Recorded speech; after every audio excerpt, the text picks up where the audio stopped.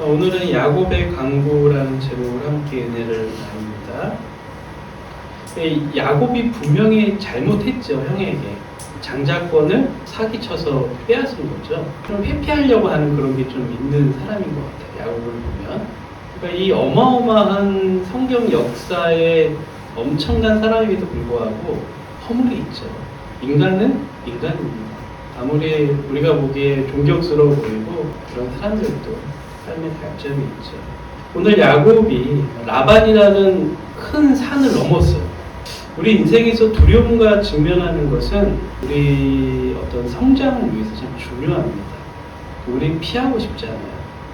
자신이 보기를 두려워하는 것을 봐야만, 오롯이 그것을 경험해야만 성장이 올 때가 있어요. 야곱은 첫 번째 측면에서 위기를 넘기죠.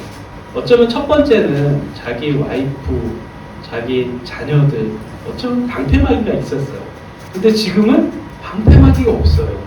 형 에서의 만남, 피하고 싶지만 아버지의 집, 자신의 꿈, 하나님의 어떤 소명을 이루기 위해서는 가야 되는 거예요, 아버지의 집으로.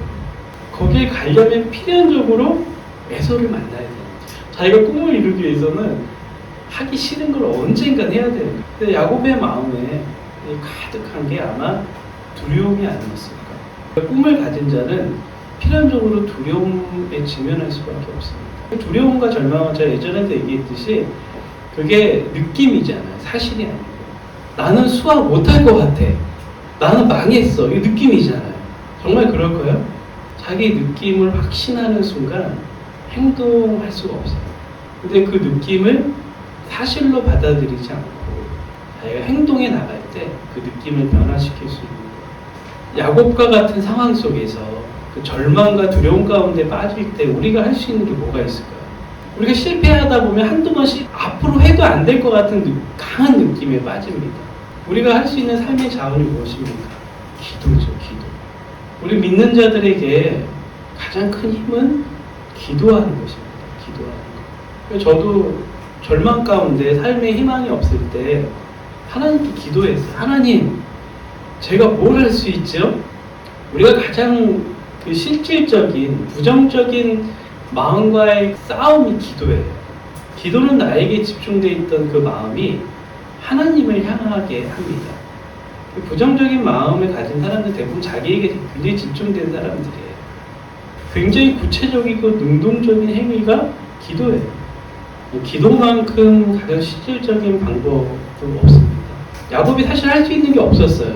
기도밖에. 누가 나타납니까? 하나님의 천사들이 나타나요.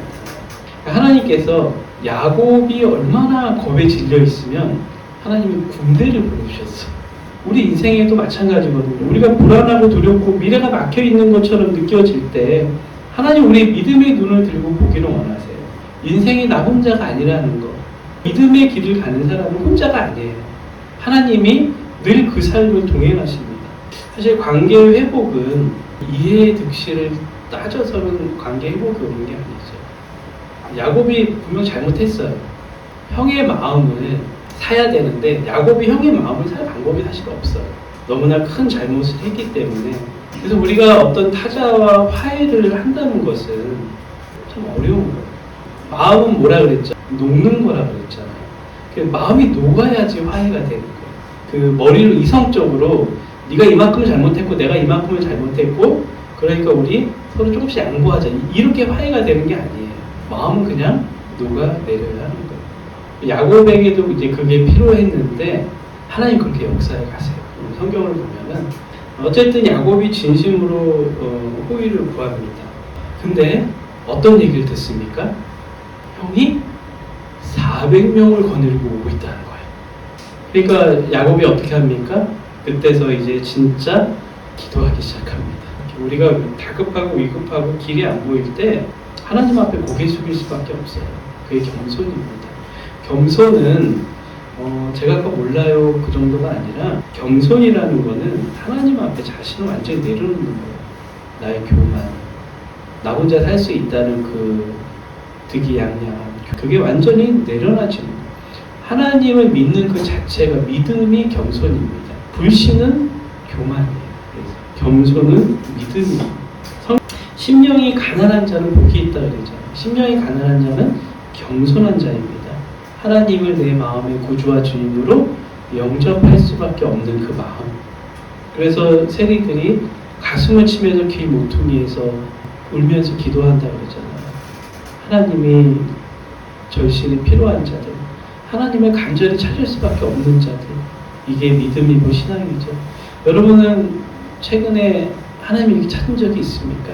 우리는 하나님 앞에 낯승이 돼야 된다 그러잖아요. 아무것도 아닌 존재가 돼야 돼요.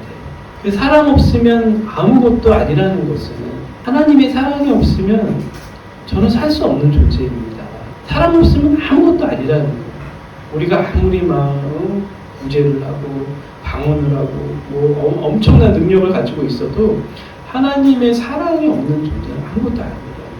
하나님이 베풀어 주신 은혜를 잊어버리면 안 되는 거죠. 나를 도와주셨던 그 사건을 늘 우리가 회상할 수 있어야 돼요. 그래서 야곱이 하나님께 이제 기도하죠. 오늘 에서의 손에서 나를 건져내 주옵소서. 우리가 만약에 진짜 전쟁이 난다면 우리 마음이 이러지 않을까? 정신이 확 들겠죠. 우리도 야곱과 같이 기도하지 않을까요? 아파트들이 다 무너져 내리고, 서울의 고층 아파트들이 얼마나 많습니까? 얼마나 부럽습니까? 서울의 고층 아파트 보면 막 우리 애들한테 제가 서울에 가면 머리 부러지니까 고층 아파트 보면 안 된다, 몇 초 이상 쳐다보면 안 된다 그러는데 다 무너지죠. 그렇죠? 내가 그를 두려워하면 그가 와서 나와 내 처자들을 칠까 겁이 나기 때문입니다. 그러니까 내 아내, 내 자식들, 나 하나님 에서가 다 죽일 것 같습니다. 그런 두려움을 솔직하게 하나님 앞에 고백하기 시작합니다. 이제 12절에 보면은 이런 기도를 합니다. 주께서 말씀하시기를 내가 반드시 내게 은혜를 베풀어 내 씨로 바다에 셀 수 없는 모래와 같이 많게 하리라 하셨나이다. 그러니까 하나님 협박하는 거죠. 하나님 책임지세요. 하나님 그렇게 얘기해서 제가 여기까지 오지 않았습니까? 하나님 도와주세요. 그 말인 거죠. 이 야곱의 기도가 우리에게 필요하다고 봅니다. 야곱의 강구가 우리가 늘 때를 얻든지 못 얻든지 하나님한테 기도하고, 내 스스로 문제를 우리가 해결하려고 애를 쓰지만 결국은 야곱처럼 결국 우리가 하나님의 도우시는 손길을 붙들어야만 우리가 살 수 있다는 거죠. 저는 신앙이라는 게 하나님 약속의 말씀을 붙잡는 거라고 믿습니다. 자꾸 약속의 말씀을 회상해야 돼요.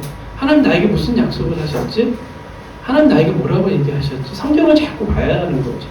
그날에 너를 천하 만민 중에 높게 들리겠다. 새하늘과 새 땅에 침백서 삼겠다. 내가 영원한 생명을 너에게 주겠다. 이 세상은 잠시 잠깐이지만 영원한 나라의 주님이 나의 처소를 예비하고 계신다. 그 약속의 말씀들. 우리가 살면서 너무 이 땅에 몰입이 되는 게 이 신앙에 결코 좋지가 않습니다. 우리의 영성에 결코 좋지가 않아요. 열심히 살지만 우리가 수영은 하지만 물에 수영하지만 빠져 죽진 않잖아요.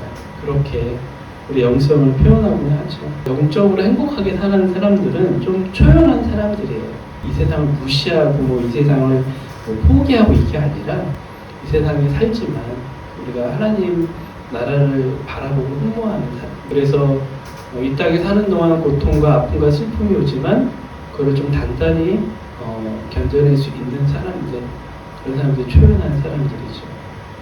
우리가 올해 때를 얻든지 못 얻든지 우리가 어떤 상황 속에서 절망과 두려움 가운데 빠지기보다 우리 하나님 앞에 기도하면서 지혜를 구하고 하나님께 도움을 구할 수 있는 한 해가 되시기를 축원합니다.